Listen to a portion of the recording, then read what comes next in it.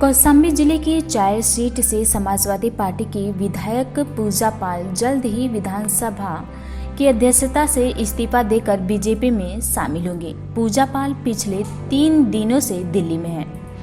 UP में 7 अगस्त से शुरू हो रहे विधानसभा के मानसून से पहले अखिलेश यादव को एक और बड़ा झटका लगेगा। दारा सिंह चौहान के बाद समाजवादी पार्टी की एक और विधायक का इस्तीफा होगा। दरअसल कौशाम्बी जिले के चायल सीट से समाजवादी पार्टी की विधायक पूजा पाल जल्द ही विधानसभा की सदस्यता से इस्तीफा देकर बीजेपी में शामिल होंगे। पूजा पाल पिछले 3 दिनों से दिल्ली में हैं। यही नहीं, दिल्ली में उन्होंने बीजेपी की कई नेताओं से भी मुलाकात की है। संभावना जताई जा रही है कि पूजा पाल 2 से 3 दिनों के अंदर ही इस्तीफा देकर बीजेपी में शामिल हो जाएंगे।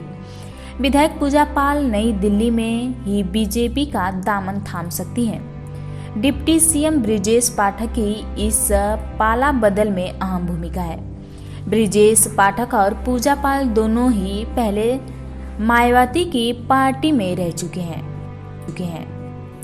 7 अगस्त से शुरू हो रहे यूपी विधानसभा के मानसून सत्र से पहले ही पूजा पाल की बीजेपी में ज्वाइनिंग होनी है। पूजा पाल इससे पहले भी 2 बार बीएसपी के टिकट पर विधायक रह चुके हैं। प्रयागराज की शहर पश्चिमी सीट पर पूजा पाल 2012 में माफिया अतीक और उससे पहले 2007 में उसके भाई अशरफ को हराकर विधायक चुनी गई थी।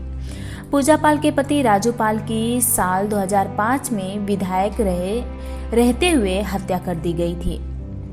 राजू पाल की हत्या का आरोप माफिया अतीक अहमद और उसके भाई अशरफ पर लगा था। पूजा पाल के करीबियों का दावा है कि योगी सरकार ने माफिया अतीक अहमद और उसके गैंग के खिलाफ जिस तरह सख्त कार्रवाई की है, उससे प्रभावित होकर ही पूजा पाल बीजेपी में शामिल हो रही हैं।